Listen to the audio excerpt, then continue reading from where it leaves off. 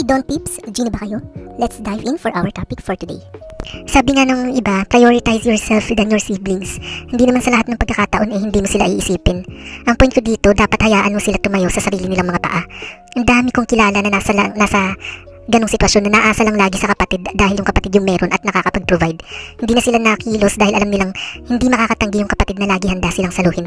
Sa relatives ko palang ang dami ng ganyan, pati pag-aaral ng mga anak ng kapatid, iaasa sa kapatid na nakakaangat-angat. Pero yung kapatid ng magulang ng mga bata, tambay lang sa bahay, naghihintay lang ng padala o ibibigay ng kapatid na nakakaluwag-luwag. Based din sa experience ko I mean sa taong malapit sa akin, hindi ko na lang babanggitin kung kaano-ano ko siya. Yung bunso niyang kapatid, nakagraduate na lahat-lahat at nagkatrabaho na lahat-lahat, naasa pa din sa panganay na kapatid hanggang ngayon. Hindi man lang makapag-ambag para sa bills nila sa bahay nila. Ang laging dahilan nasa bahay siya ng jowa niya lagi. 2 weeks nga siya every month nandun sa bahay ng jowa niya. Tapos 2 weeks sa sarili nilang bahay. Hindi man lang makapag-provide ng pambayad ng kuryente. Take note, grabe pa siya magkonsumo ng kuryente Hindi nagpapatay ng electric fan sa kwarto kahit sa salas nag-i-stay. Muntik pa nga masunog yung bahay nila nung iniwang bukas yung electric fan sa kwarto niya. Tapos natumba, nausok na sa kwarto, buti na lang naagapan.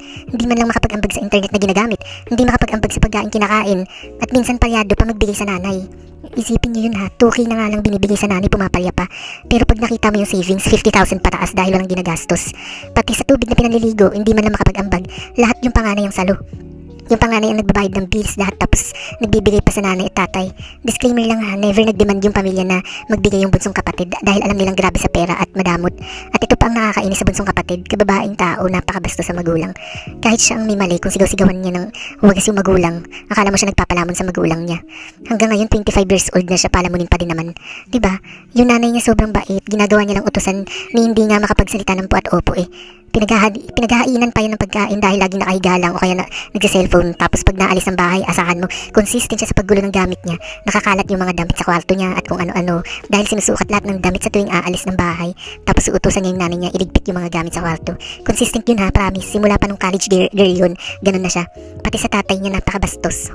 Hoy lang yung tawag, lalo pag mga utos. Halimbawa yung nanay nila nagpapabili ng soft drinks doon sa tatay nila, tapos hindi naririnig ng tatay nila. Sisigawan niya tatay niya ng, hoy, bumili ka nga ng soft drinks doon. Ganun siya, hoy lang tawag niya sa tatay niya as in. Kahit sa ibang pagkakataon o senaryo, ganun siya. Hindi nga yung nagbibless sa magulang pero wag ka. Pag nandyan yung jowa sa bahay nila, ibang bunsong kapatid yung kaharap nila. Napakabait at napakarespeto. Iba ang pagkakakilala sa kanya ng mga kaibigan niya at ng jowa niya. Sa social media, akala mo social ang ate mo kasi linggo-linggo nasa mall or coffee shop. Like literal nasa maluluhong lugar siya. At sagot lagi ng jowa yun syempre. Never yung naglalabas ng pera. At saka parang automatic sa kanya pag may kasama siya, yun yung manlilibre, ganun siya. Kahit sa jowangan niya, yung maglalabas lang yun ng pera pag birthday ng jowa niya.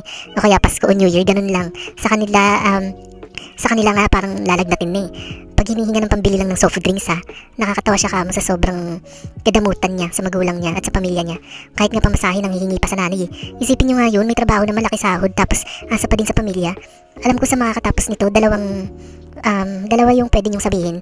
Yung isa, kinonsinti kasi ng magulang at kapatid. Oo, nandun tayo, pero pag nakilala mo yung magulang at kapatid niyang panganay, napakamabuting tao nila. At wala ka talaga masasabing pangit.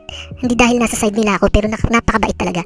Yung magulang kasi, hindi din nakapagtapos ng elementary, pero mabuting tao at kaya siguro naaabuso kasi sanay sila na laging nagsisilbi kahit sa mga kapatid na magulang nila. Kahit itry nilang tanggihan ngayon, yung bunsong kapatid, nako, hindi na nila magagawa dahil malaki na ang sungay. Yung isa naman, siguro baka sabihin nyo, hindi naman responsibilidad ng magulang ang anak. Oo, hindi naman talaga Pero hindi na dapat siya responsibilidad ng kapatid niya at ng magulang niya, lalo may sarili na siyang trabaho. Kung makasagot din sa magulang, akala mo siya nagpapalamon sa mga to. Isa lang siya sa mga walang kwentang tao na nakilala ko as in. I know na wala siyang mararating sa buhay kung ganyan siya, gaya ng mga kamag-anak nilang palaasa din sa mga kapatid. Yun lang naman. Bye! Kung gusto niyo ng advice or may i-comment ako sa isang bagay, just comment down below. Itatry kong sagutin yung mga mapipili ko. Please do like, follow, and share. Thanks for listening, Don Peeps. Stay real, stay kind. See you on the next one.